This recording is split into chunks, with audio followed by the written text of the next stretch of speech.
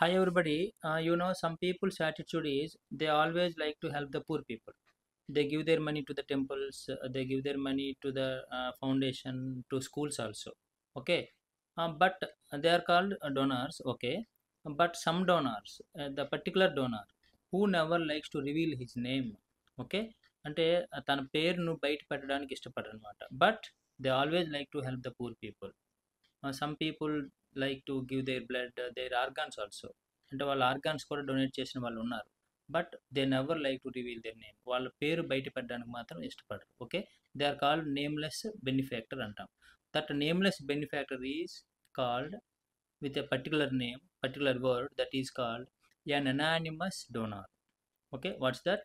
An anonymous donor. An anonymous donor means a person who always helps the poor people, but he never likes to reveal his name. Okay.